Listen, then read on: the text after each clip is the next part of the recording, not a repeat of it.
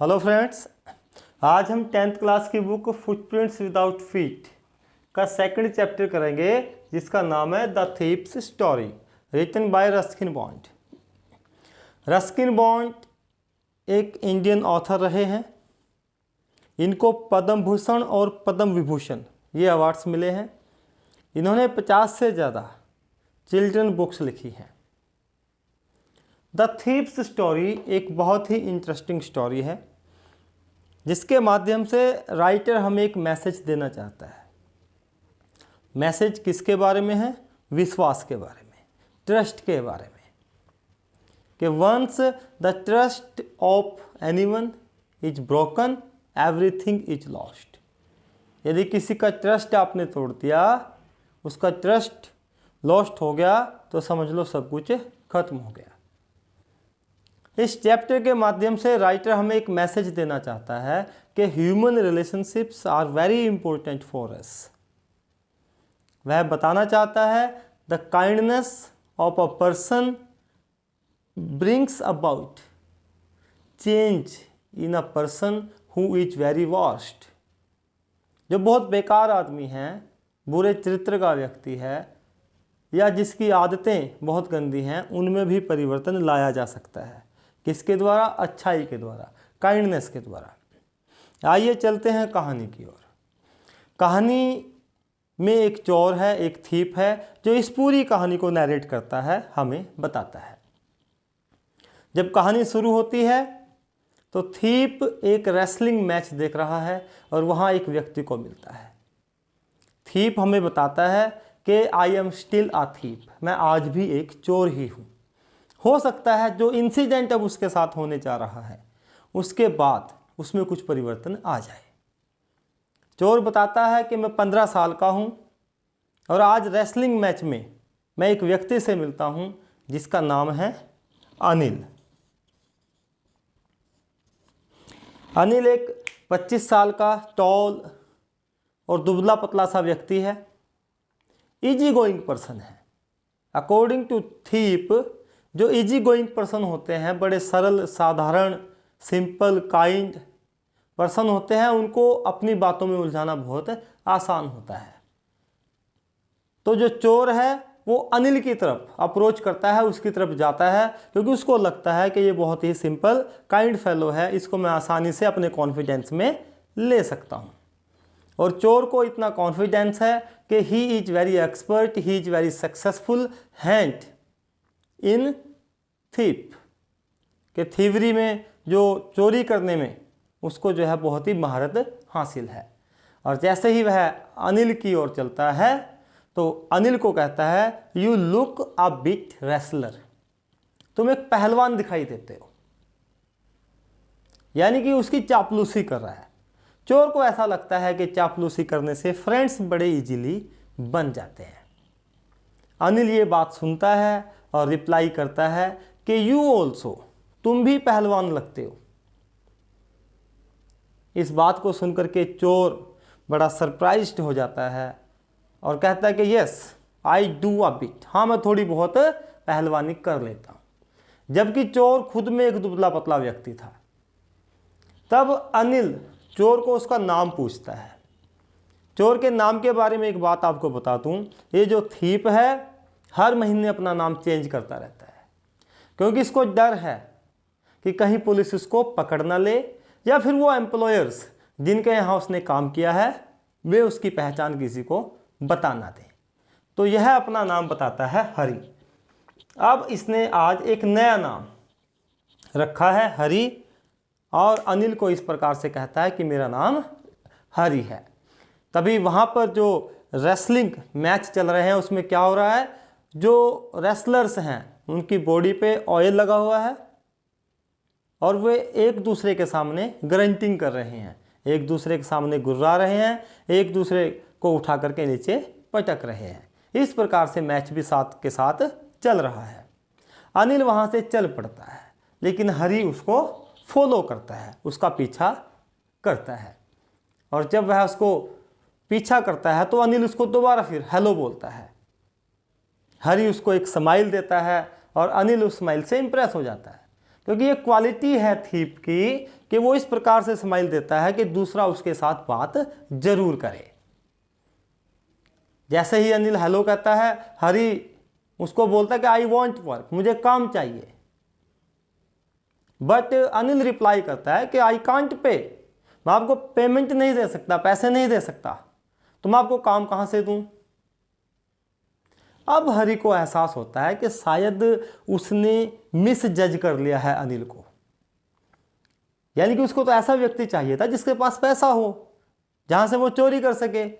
लेकिन अनिल तो कह रहा है कि आई कांट पे, मैं तो आपको पेमेंट ही नहीं दे सकता। हरी अचानक से बोलता है, कैन यू फीड मी, मुझे खिला तो सकते हो, पैसा नहीं दे सकते, मुझे खिला सकते हो। अनिल रिप्लाई करता है, इफ यू कुक, यदि तुम पका सकते हो तो मैं तुम्हें खिला सकता हूं। हरी एकदम से बोलता है, yes I can cook. Anil कहता है, यदि ऐसा है तो कम, और अनिल हरी को अपने साथ लेकर के चल पड़ता है। अनिल का घर जमुना स्वीट शॉप के ऊपर, वहां पर एक कमरा है, वहां पर अनिल रहता है, और वहीं पर इसको लेकर के जाता है और कहता है कि आप बालकनी में सो सकते हो। अब हरी के सोने की जगह कहाँ पे है? बालकनी में, क्योंकि हरी ने कहा था कि मैं खाना बना सकता हूँ। तो हरी ने खाना बनाया, लेकिन इतना टेरिबल फूड, इतना बैड टेस्ट उस फूड का था कि अनिल ने वह खाना एक स्ट्रे डॉग को दे दिया, एक आवारा कुत्ते को दे दिया, और हरी को कह दिया कि बी ओपन आओ, अब यहाँ से तुम चले जाओ। लेकिन हरी ने फिर से स्माइल किया और अनिल उससे फिर से प्रभावित हो गया। हरी की पीठ को थपथपाया और कहा कि मैं आपको सिखाऊंगा हाउ टू कुक, कैसे खाना बनाते हैं। अनिल ने हरी को नाम लिखना भी सिखा दिया और यह भी कहा कि I would teach you sentences, मैं तुम्हें सेंटेंसेज लिखना भी सिखाऊंगा।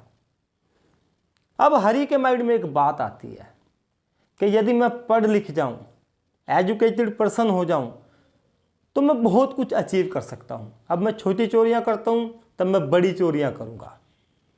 और अब अनिल के लिए हरी बड़े अच्छे से काम करने लग गया, उसको बड़ा अच्छा महसूस हुआ यहाँ पर। अब हरी काम क्या करता था? सुबह उठता था, चाय बनाता था, उसके बाद बाजार में सामान लेने के लिए जाता था। बाजार में सामान लेने के लिए उसको जो पैसा मिलता था, उसमें से 1 रुपया एक दिन के हिसाब से हरी अपना प्रॉफिट रख लेता था। उसको लगता था कि अनिल इस बात को जानता है, लेकिन अनिल माइंड नहीं करता है। और वैसे भी चोर चोरी से जाए, लेकिन हेरा फेरी से नहीं जाए। यानी कि चोरी तो वो कर नहीं रहा था, लेकिन फिर भी 1 रुपया एक दिन के हिसाब से वो रखता था। अनिल पैसा कैसे कमाता था? कहाँ से उसके पास पैसा आता था? उसकी इनकम फिट एंड स्टार्ट्स थी। फिट एंड स्टार्ट्स, कभी कम कभी ज़्यादा, कभी कम इनकम हो जाती थी, कभी बहुत ज़्यादा इनकम हो जाती थी। अनिल एक हफ्ते के लिए किसी से उधार लेता था, अगले हफ्ते वो उधार वापस कर देता था। उसको हर हफ्ते एक चेक आने की उम्मीद रहती थी कि मेरे पास एक पैसों का चेक आएगा, और उसके लिए वो परेशान भी रहता था। और जैसे ही अनिल को वो चेक मिलता था, अपने फ्रेंड्स को बुलाता था, उनके साथ वो सेलिब्रेट करता था। लेकिन वो चेक कहाँ से आता था? क्योंकि अनिल मैगजीन्स के लिए लिखता था। मैगजीन के लिए आर्टिकल लिखे, उनसे उसको एक चेक आ जाता था। तो इस प्रकार से यही एक स्ट्रेंज वे ऑफ लिविंग, यही एक अजीब सा तरीका था अनिल के लाइफ को जीने का। अब एक शाम क्या होता है, एक छोटा सा बंडल अनिल के हाथ में होता है। वह बंडल पैसों का है। हरी उसको देखता है। अनिल हरी को बताता है कि मैंने एक बुक सेल की थी। किसको? एक पब्लिशर को। पब्लिशर ने उसके रिटर्न में मेरे को ये पैसे दिए हैं। अनिल ऐसा कहता है और उस बंडल को मैट्रेस के नीचे रख देता है। मैट्रेस कहाँ पे बिछा हुआ था? जहाँ पे अनिल सोता था, अनिल के बेड पे। इसके बाद अब हरी के माइंड में एक बात आती है कि लगभग 1 महीना हो चुका है एंड मैंने अभी तक अपना रियल वर्क नहीं किया है। क्या है रियल वर्क? चोरी करना। कि अभी तक तो मैं जो बाजार से सामान लाता हूँ उसी में से 1 रुपया चुराता हूँ। लेकिन अब रियल वर्क करने का सही समय आ गया है। अनिल ने हरी को रूम की एक चाबी भी दे रखी थी कि वह कभी भी आ सकता है, कभी भी जा सकता है। हरी चोरी करने के बारे में सोच रहा है, लेकिन एक बात और भी सोच रहा है कि I have never met such a person. मैं कभी ऐसे आदमी को मिला ही नहीं हूं जिसने मेरे ऊपर बहुत विश्वास किया है। और वो व्यक्ति कौन है? वो व्यक्ति अनिल है। अनिल ने हरी के ऊपर पूरी तरह से विश्वास किया है। तो हरी को लगता है कि it is very difficult to rob Anil. Anil को लूटना बहुत मुश्किल है, ईजी नहीं है, क्योंकि अनिल बहुत केयरलेस भी है। और हरी अपने चोरी करने के काम में इंजॉय करना चाहता था। इंजॉय कैसे आएगा? जब आप अपना काम करते हो तो उससे आपको सेटिस्फैक्शन मिलती है। हरी को सेटिस्फैक्शन कब मिलती थी? जब वह चोरी कर लेता था और जिसके यहाँ चोरी करता था वह व्यक्ति परेशान हो, सैड हो, गुस्सा हो, तब इसको आनंद आता था। लेकिन अनिल तो ऐसा नहीं था। अगर अनिल के यहाँ हरी चोरी भी कर ले तो अनिल तो केयरलेस है, हल्का सा सोचेगा और भूल जाएगा। तो हरी सोचता है कि अनिल की ये चीज़, ये लापरवाही मेरे जीवन की सारी खुशी ले जाएगी, यानी कि मुझे अपने काम में मज़ा नहीं आएगा। लेकिन चलिए, हरी फिर भी कहता है कि it's proper time for doing real work. और यदि आज मैंने अनिल को नहीं लूटा, अनिल के पैसे नहीं चुराए, तो अनिल क्या करेगा? इस पैसे को अपने फ्रेंड्स के ऊपर स्पेंड कर देगा। अब अनिल रात को सो जाता है। चांद की रोशनी, मूनलाइट बालकनी से आती हुई अनिल के बेड पर पड़ रही है। और हरी ऐसा सोचता है कि रात को 10:30 बजे रेलवे स्टेशन पर एक्सप्रेस ट्रेन आएगी जो लखनऊ के लिए होगी, लखनऊ जाएगी, मैं उसमें बैठ करके यहाँ से निकल जाऊँगा। और ऐसा सोचते सोचते हरी अनिल के बेड के पास आ जाता है। हरी अनिल को ऑब्जर्व करता है, पूरी नींद में है कि नहीं है।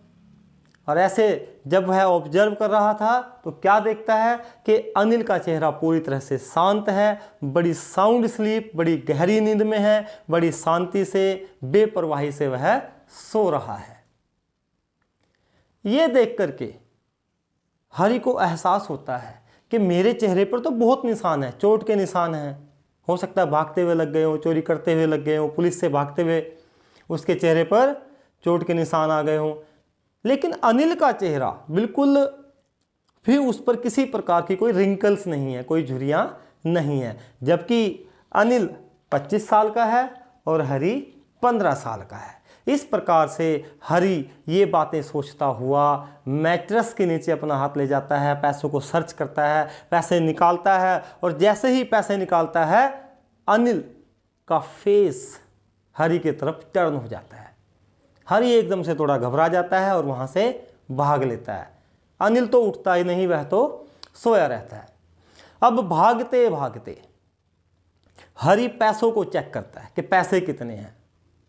वे थे 600 रुपीज़। 50-50 के सारे नोट थे। और उन 600 रुपीज़ को देख करके हरी खुश हो जाता है और सोचता है कि अब तो मैं एक तेल व्यापारी की तरह, अरब में बहुत सारे तेल व्यापारी हैं, उनके पास बहुत पैसा होता है, कि अरब के एक तेल व्यापारी की तरह बहुत अमीर जीवन जीऊँगा और 1 या 2 हफ्ते तो मैं बड़े मज़े करूँगा, बड़े एंजॉय से रहूँगा। इस प्रकार से ये सोचते सोचते हरी रेलवे स्टेशन पर पहुँच जाता है। टिकट विंडो पर नहीं जाता है क्योंकि आज तक उसने टिकट खरीदा ही नहीं है। और देखता है कि एक्सप्रेस ट्रेन आ गई है, वो धीरे धीरे मूव कर रही है।